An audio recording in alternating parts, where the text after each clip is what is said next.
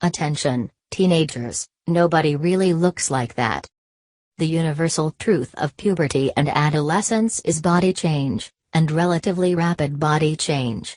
Teenagers have to cope with all kinds of comparisons, with their peers, with the childhood bodies they leave behind, and with the altered images used in advertising and in the self-advertising on social media. It may be that the rapid way the body changes during these years can help adolescents believe in other kinds of change, including the false promises that various products can significantly modify their size and shape. A study published last month in the journal Pediatrics looked at two kinds of risky behavior that are increasingly common over adolescents: the use of laxatives for weight loss and the use of muscle-building products. It used data from an ongoing study of more than 13,000 American children, the Growing Up Today study, GUTS. The participants' mothers took part in the Nurses' Health Study too, and the children were recruited in 1996, when they were 9 to 14 years old, and surveyed about a variety of topics as they grew up. By age 23 to 25, 10.5% of the women in this large sample reported using laxatives in the past year to lose weight. The practice increased over adolescence in the girls, but was virtually absent among the boys. Conversely, by young adulthood, about 12% of the men reported use of a muscle-building product in the past year, and again, this increased during adolescence.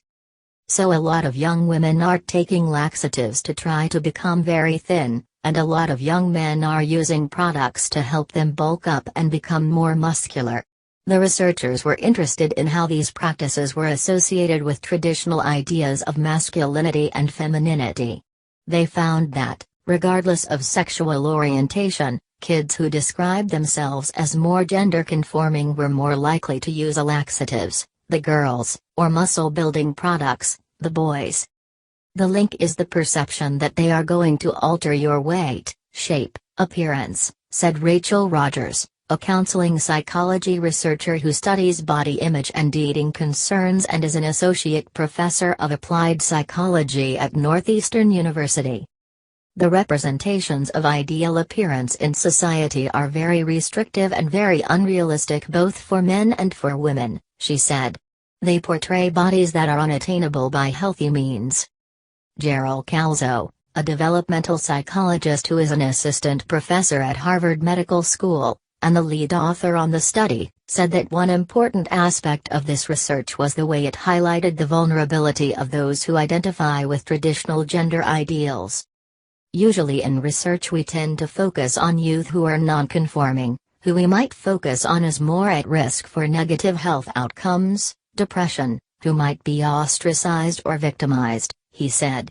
But there are risks as well for those who are trying to measure up to what they see as the conventional standard. The GUTS participants were asked to describe themselves as children in terms of the games they liked and the movie and TV characters they imitated, and this was used to score them as more or less gender-conforming. The early patterns of gender conformity were significant, Dr. Calzo said, because they were linked to behaviors that lasted through adolescence and into young adulthood.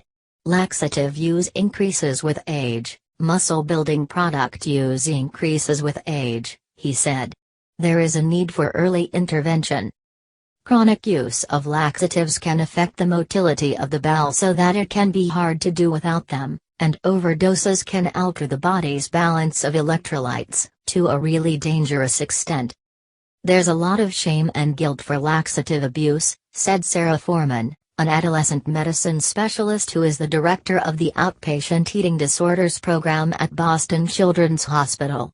And many products marketed as cleanses or herbal teas are not labeled as laxatives, though they contain strong laxative ingredients. The muscle-building products in the study included steroids, creatine and several others. The risks of steroids are well known, from hormonal imbalances and shrinking testicles to acne and aggression. With other commercial muscle-building products, the risks may have more to do with the lack of regulation, Dr. Calzo said. The products can contain banned substances or analogs of banned substances, like the amphetamine analog found in popular diet and workout supplements last year. And of course, the muscle-building products won't reshape you into the photoshopped model any more than the laxatives will. As Dr. Calzo says, we need to worry about the vulnerabilities of children who are growing up with issues of gender identity and sexuality. But don't assume that more mainstream or conforming kids have it easy when it comes to body image. Parents can help by keeping the lines of communication open and starting these conversations when children are young. We should be talking about the images that our children see, about how real people look and how images are altered. And that conversation should extend to social media as well. In a review by Dr. Rogers, increased social media use was correlated with body image worries. Teenagers are looking at their friends on social media and seeing photos that have been modified and viewing them as something real.